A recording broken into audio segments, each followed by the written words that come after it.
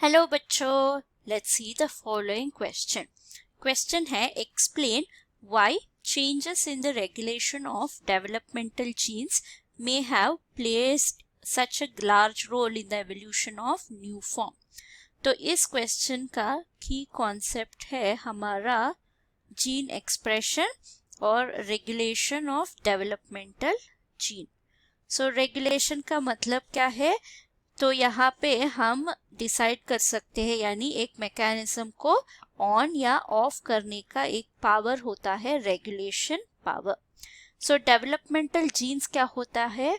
ये हमारा basic jeans होते हैं जो नेसेसरी होते हैं for normal development, necessary for normal embryonic development. So इसीलिए इसको डेवलपमेंटल जीन्स भी बोला जाता है, डेवलपमेंट। तो इसमें रेगुलेशन का मतलब क्या है? ऑन या ऑफ करवाना। तो ये क्यों जरूरी होता है? अगर हम एक एम्ब्रियो का स्ट्रक्चर ले ले, तो ये है एम्ब्रियो और मास ऑफ सेल सपोज, तो कौन डिसाइड करेगा किस तरफ हेड और किस तरफ टेल होगा? तो अगर हम इस तरफ लेफ्ट साइड का हेड बना दिया और इस तरफ का टेल, तो इसका जीन एक्सप्रेशंस जो है वो डिफरेंट होते हैं। सेल्स जो टेल की तरफ होते हैं वो डिफरेंट जीन्स एक्सप्रेस करते हैं कंपेयर टू हेड की तरफ का सेल्स का जीन एक्सप्रेशन, और मिडिल में और भी डिफरेंट तरीके का जीन्स एक्सप्रेशन होता है। तो ये रेगुलेशन जो है वो डिटरमाइन करता है हमारा evolution of new forms. For example, ये है नॉर्मल एम्ब्रियोनिक डेवलपमेंट, जो एक तरफ हेड और एक तरफ टेल है। तो अगर ये डेवलपमेंटल जीन्स का हैम्पर हो गया तो क्या होगा? बाय चांस हेड का रीजन का जीन्स अगर टेल के रीजन में एक्सप्रेस हो गए तो क्या होगा?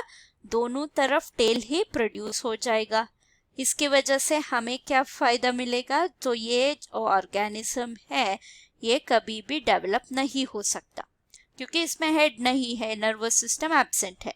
ऑन द अदर हैंड, अगर हम दोनों तरफ हेड ही डेवलप कर दिया, तो ये हेड डेवलप हो गया दोनों तरफ, तो क्या होगा? इसके पास दो हेड है पर मूवमेंट के लिए, लोकोमोशन के लिए टेल ही नहीं है, तो ये भी सरवाइव नहीं करेगा। तो कौन सरवाइव करेगा? जो नॉर्मली डेवलप होता है और इससे कुछ ऑल्टर हुआ कुछ ऑर्गेनिजम्स डेवलप हो सकते हैं। तो इसीलिए अगर डेवलपमेंटल जीन्स में चेंजेस आ गए तो हमारा न्यू स्पीशीज जो है, न्यू फॉर्म्स डेवलप होना शुरू हो जाएगा।